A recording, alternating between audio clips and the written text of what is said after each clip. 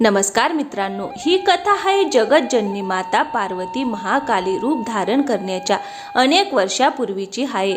रंभ नावाचा एक असुर सम्राट ब्रह्मदेवांचा भक्त होता। एके दिवशी तो ब्रह्मदेवांच्या कठोर तपश्चर्येत लीन झाला होता। तेव्हाच देवराज इंद्रदेवांनी कपटाने त्याचा वध केला।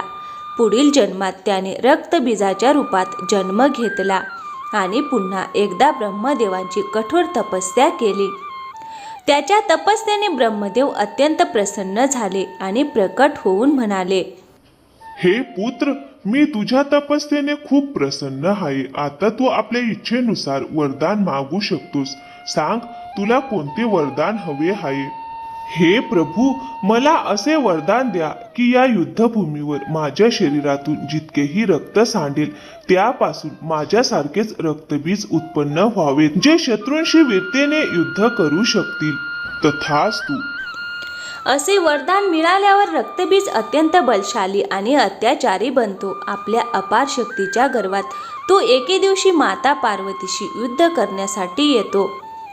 रक्तबीजाशी युद्ध करण्यासाठी महाकाली प्रकट होते। तो गर्वाने म्हणतो, मी एक शक्तिशाली असुर आहे। ब्रह्मदेवांकडून मिळालेल्या वरदानामुळे मला कोणीही मारू शकत नाही। पराभूत करणे तर दूरची गोष्ट आहे, तुझ्यासाठी माझी असुर सेना पुरेशी आहे। रक्तबीज असे म्हणताच असुर सेना आणि महाकाली यांच्यात युद्ध सुरू होते।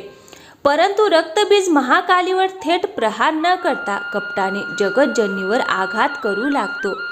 असंभव, असंभव, माझ्या प्रहारापासून वाचणे असंभव आहे जगतजननी। रक्तबीजाचे हे कृत्य पाहून महाकाली भयानक प्रचंड रूप धारण करतात। त्यांच्या डोळ्यातून जणू अग्नीचे अंगार बरसू लागतात। त्या रक्तबीजाला ललकारून म्हणतात, रक्तबीजा, आता तुला माझ्या क्रोधापासून कोणीही वाचवू शकणार नाही। हे म्हणताच महाकाली रक्तबीजावर शक्तिशाली प्रहार करू लागतात। रक्तबीजाच्या शरीरातून रक्ताचे थेंब जमिनीवर पडू लागतात आणि त्या प्रत्येक थेंबातून नवे रक्तबीज उत्पन्न होऊ लागते। हे दृश्य पाहून महाकाली क्षणभर अचंबित होतात। रक्तबीज गर्जना करून म्हणतो, मला मारणे असंभव आहे। जोपर्यंत माझ्या शरीरात रक्ताचा एकही थेंब आहे तोपर्यंत मला कोणीही मारू शकत नाही। रणभूमीवर भयंकर युद्ध सुरूच राहते आणि रक्तबीजाच्या रक्तथेंबापासून हजारो लाखो रक्तबीज निर्माण होतात। तेव्हा जगतजननी माता महाकालींना म्हणतात, हे काली, त्वरित त्याच्या रक्ताच्या थेंबांना आपले आहार बनव। हे ऐकताच महाकालींच्या क्रोधाची ज्वाला प्रज्वलित होते। त्या गर्जना करून म्हणतात, या या या या, सर्वांचा नाश व्हावा आणि माझा आहार व्हावा। तुमच्या रक्ताने माझी तृष्णा शांत करा।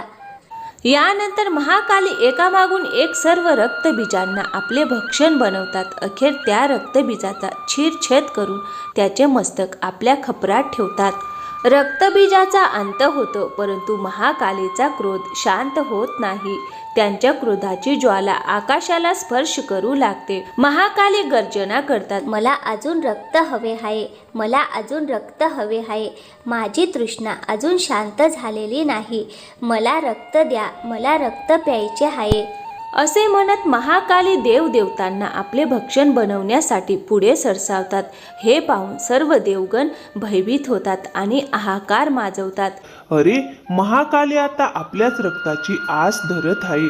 त्या आपल्या दिशेनेच येत आहेत। वाचवा, वाचवा। असे वाटते की महाकालीचा क्रोध लवकर शांत होणार नाही। आणि जेव्हा त्या देवगणांना आपले आहार बनवण्यासाठी पुढे येतात तेव्हाच गणेश तिच्या समोर येऊन उभा राहतो। महाकाली म्हणाल्या, गणेशा, माझ्या मार्गातून तू बाजूला हो, मला रक्त हवे आहे। गणेश नम्रपणे म्हणाले, माता, आता देवांचे रक्षण करा, कृपया आपला क्रोध शांत करा। परंतु महाकालीवर त्याचा काहीही परिणाम झाला नाही। त्यांच्या भयानक रूपामुळे सर्व देवगण भयभीत झाले। त्यांनी विष्णू आणि ब्रह्मदेव यांच्याकडे धाव घेतली। हे प्रभू, आम्हाला वाचवा। महाकाली आता आमच्या रक्ताचीही आस धरत आहेत। तेव्हा ब्रह्मदेव म्हणाले, आता महाकालीचा क्रोध महादेवच शांत करू शकतात. महादेव त्यावेळी ध्यानस्थ होते. गणेश आणि कार्तिकेय यांनी महादेवांना ध्यानातून बाहेर आणले आणि महादेव महाकालीला शांत करण्यासाठी पुढे गेले. ते म्हणाले, हे देवी, रक्तबीजाचा अंत झाला आहे. आता आपला क्रोध शांत करा. परंतु महाकाली महादेवांचे शब्दही ऐकण्याच्या स्थितीत नव्हत्या. त्या पुढेच पुढे चालत राहिल्या. महाकालीचा क्रोध शांत होत नाही हे पाहून महादेव त्यांच्या मार्गात जमिनीवर झोपले. अचानक महाकालींचा पाय महादेवांच्या छातीवर पडला. खाली पाहताच त्यांचे हृदय हादरले. त्या क्षणात त्यांची जीभ बाहेर आली आणि त्या म्हणाल्या, हे महादेवा, मला क्षमा करा. माझ्याकडून फार मोठी चूक झाली. त्याच क्षणी महाकालीला वास्तवाची जाणीव झाली आणि त्यांचा क्रोध शांत झाला. सर्व देवदेवता आनंदित झाले आणि एकमुखाने जयघोष करू लागले. जय माता काली, जय माता काली, जय जगतजननी माता पार्वती. तर मित्रांनो, कथा आवडली असेल तर व्हिडिओला एक लाईक करा आणि हो, चॅनलवर नवीन असाल तर प्लीज चॅनलला सबस्क्राईब नक्की करा. थँक्यू, धन्यवाद.